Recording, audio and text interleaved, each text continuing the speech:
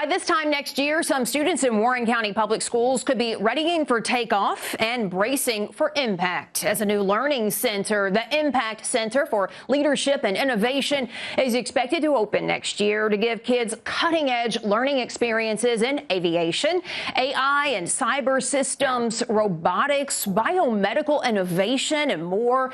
Our Renee Shaw spoke with Warren County Public Schools Superintendent Rob Clayton about that and how the district is handling the growth of the burgeoning county and educating kids. Superintendent Rob Clayton, thank you so much for taking some time on a busy day. You've been in school at the time we talked about a week or so, and I know that just from what I've read about the growth of the student population in Warren County, you guys might be bursting at the seams. Talk to us about how large your school district is and how you're dealing with an ever-growing student population.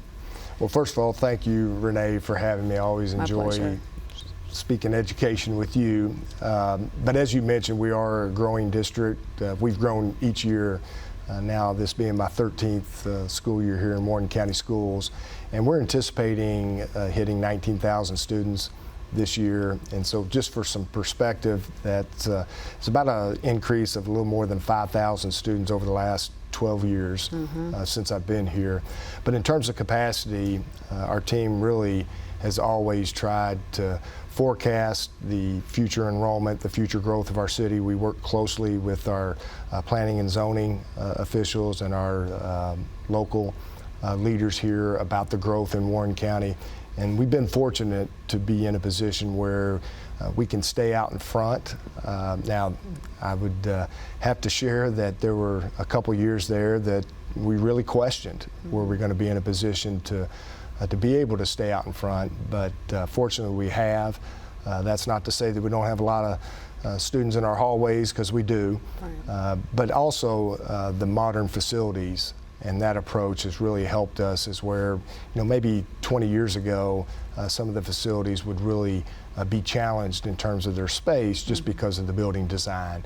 But now, even though we have a limited capacity in each of our schools, our newer facilities can exceed that if necessary, as we're trying to plan for the next future school.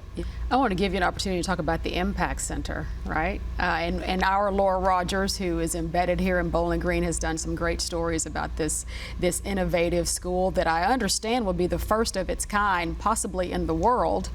So talk to us about the populations of students that will be served and what kind of maybe specialty areas of skill and education they can receive once this building is up and going. Well, we're extremely excited. This is a 5-year-long project, broke ground a little less than 2 years ago. Looking forward to opening it in August of 26.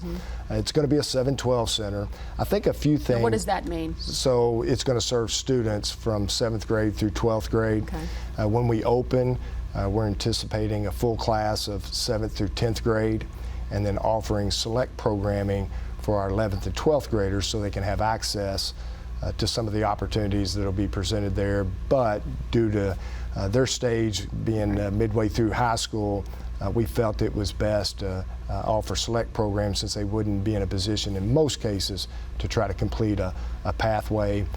There'll be 5 academies, innovative academies, with 18 additional pathways. So that's an exciting point for us. I will say there's innovation centers all over the country, and we've been to dozens. We really wanted to see the great things that were happening out there, some of the nuances that some of these innovation centers were providing, and so forth. And what really makes this unique is the leadership piece. Leadership will be a foundational aspect of the center itself, and so we'll be looking for students that truly want to be immersed in leadership. Now, this occurs in all of our schools. We're very proud of the focus that our students and our staff put on leadership, knowing that if we can develop proficient, effective leaders, we truly feel that then they'll have all the skills necessary to be successful. And that's what we want for all of our students. I know that's what every mom and dad, guardian wants. And so we want the same thing. But I think the leadership, and then the partnerships with our business and industry leaders, they've been at the table from the very beginning. Our Bowling Green Area Chamber of Commerce, We don't have enough time for me to share really how instrumental they have been in this project. And we made it clear from the beginning, Renee, it's a community school. And so it's something that we want to provide a benefit for our greater community. Yeah. How many kids would be served each academic year? So right now we're looking at approximately 1,000 students. It has been designed to go up to 1,500 students, and then a possible expansion if necessary, which I think as this district and community continues to grow, that'll certainly be something for down the road. But we feel like the approach that we're taking here of easing in the 7th through 10th grade as full-time students will help position us to be in a great spot in 2 years where we'll have full classes at each grade level. Yeah. We are several months out, maybe fewer than several months out from a budgetary session in Frankfort where state lawmakers will craft another biennial budget, and we know that all kinds of things can surface during that time in those discussions. What's on your wish list? You frequent Frankfort often, so what are you going to make a plea for? Well, first, I want to acknowledge that we're very pleased with the fact that the last legislative session did provide us additional resources, and so we're very thankful. I still believe we have a long way to go, going back to being able to attract, hire, and retain the best people. We know that compensation will always be a key piece to that, and so we're going to continue to champion that. We know, again, if we have the right people who are working with our kids, the success follows. These programs, other resources, yes, are necessary. We implement them, but at the end of the day, our quality is going to continue to rest on the backs of our people. And so we want the very best, not just as certified educators.